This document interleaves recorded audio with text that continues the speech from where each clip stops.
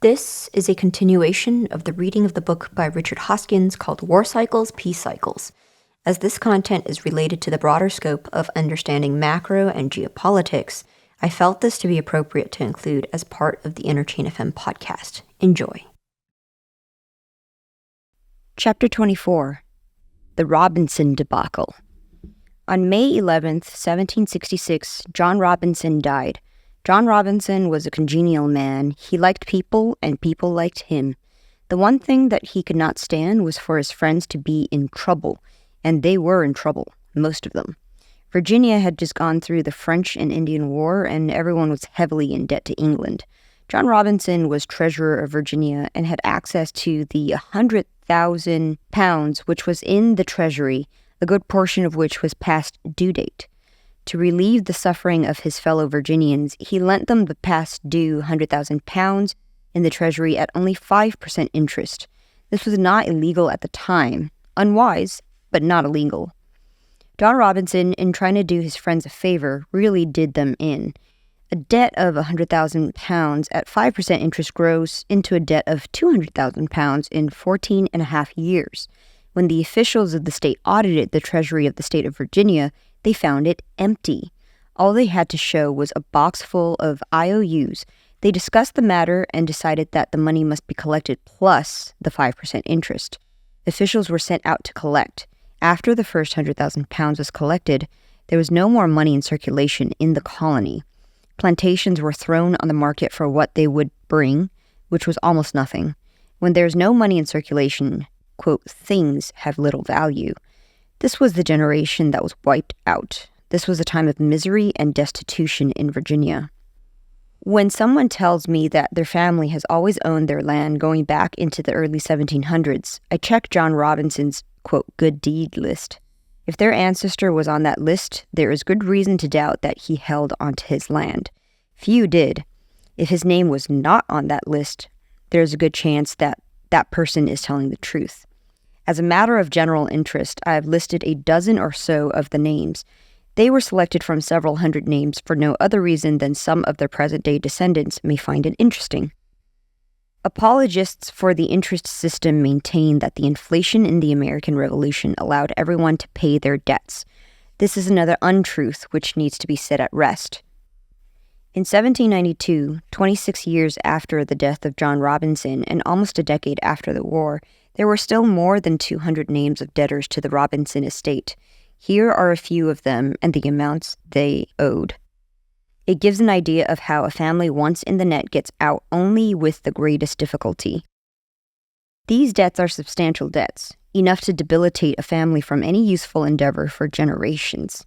Much of Virginia remained enslaved to interest long after the war, which was fought to free them from this slavery.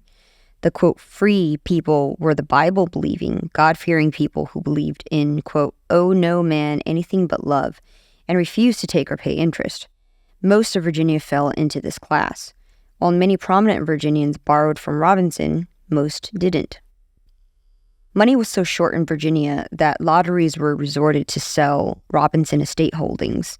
Even the tickets had to be sold on credit since there was almost no money, paper or specie. The Virginia Gazette was crowded with announcements by debtors in distress. John Mercer quit his law practice to collect £10,000 owed him. He collected almost none of it.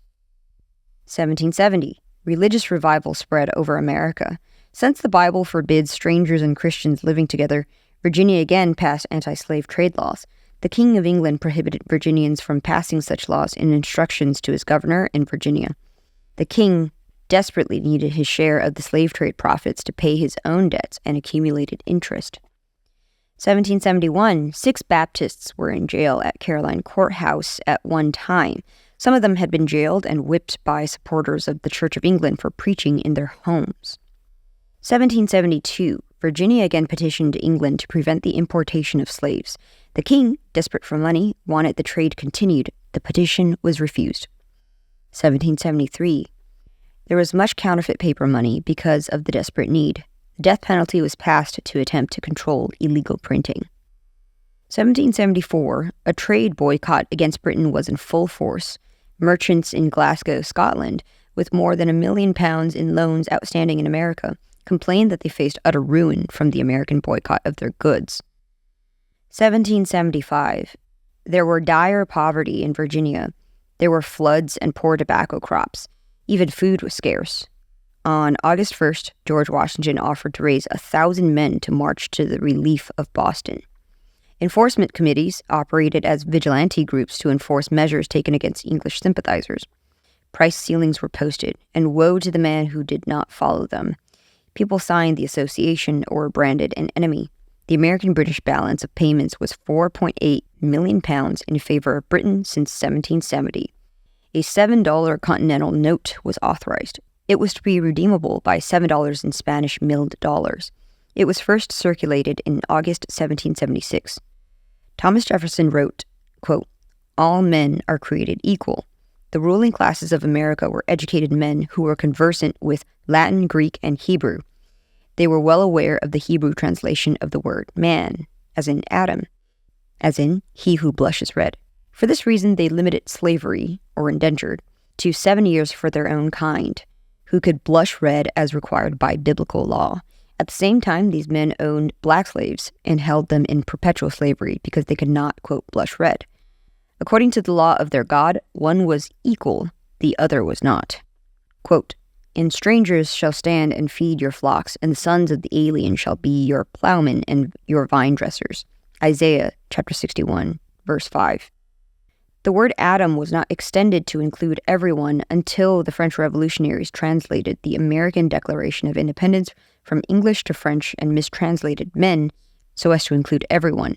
This is something the originator of the phrase and the owner of more than 100 Zouar slaves did not intend. Section 9. War Cycles, Peace Cycles. Chapter 25. Cycles of War and Peace. As has been illustrated earlier, when Seth in Babylonia borrowed 10 talents and had to pay back 11 talents when there were only 10 in circulation, he became destitute. When Tom, the Englishman, had to pay back 2,000 pounds when there were only 1,000 in circulation, he also became destitute. And in Virginia, the people who took John Robinson's generous loan of 10 pounds and had to pay back 11 when there wasn't that much money in circulation also had an impossible task. They too became destitute. A destitute person is a dangerous person who is likely to feel that he has nothing to lose. He is far more dangerous than a person who is wealthy and content. The stage is set for desperate and extreme measures, and these measures follow a definite and measured historical war phase and a measured peace phase. Watch the following dates closely. 1764, prices were high, times were good. 1775, a time of ruin, low prices, and destitution. 1814, high prices, boom years. 1843, low prices, a period of absolute doom and depression. 1864, if you were in the North, these were great times, boom times, high prices. Money flowed freely. 1896, destitution, terrible times. 1920, we are now getting close to the present. High prices, good times. We all know about 1929, but the period of destitution was later. 1933, destitution, awful times. 1980, prices exploded to the top. It seemed as if everyone owned a $17,000 Mercedes automobile and a cottage at the beach. Good times. And in my opinion, the end of one phase and the beginning of another.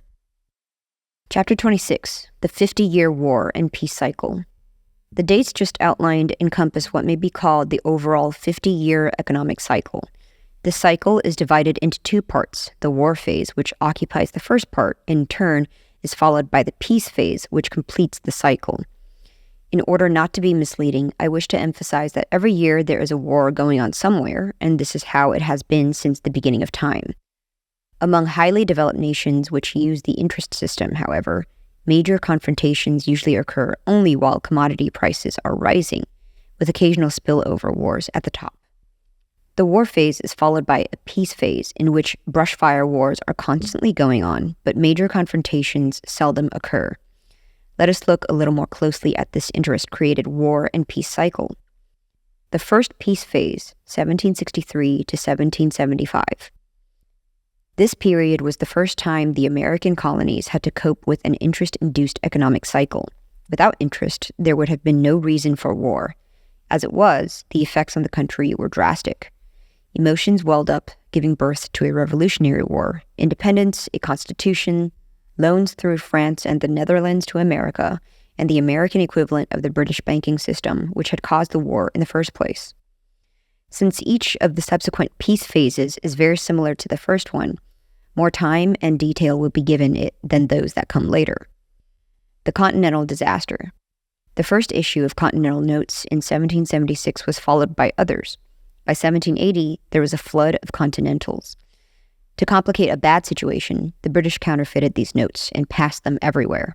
The story of not worth a Continental is well known. The concept of Continental tallies was historically sound, but to be of lasting value, it is necessary that the quantity of money be regulated by taxation. Surplus bills must be taxed out of circulation. This was the key thing missing. The colonies were so fragmented that there could be no effective general taxation. The Continental Congress depended on the individual states to manage taxation. In practice, if one state taxed Continentals heavily, it caused a shortage of money in that state. A shortage of money caused prices to drop. Lower prices attracted speculators from a nearby untaxed colony, which had lots of surplus money. These buyers would come with bushel baskets of money to buy commodities, driving prices back up again. For this reason, the individual colonies were reluctant to tax the Continentals. It would give the neighboring colonies an advantage. Money piled up everywhere. Just because this issue of continental money did not work, did not mean that it was not a good idea. It was a great idea, but to work, it was necessary to have effective taxation and a ban on interest. These two things the new country did not have.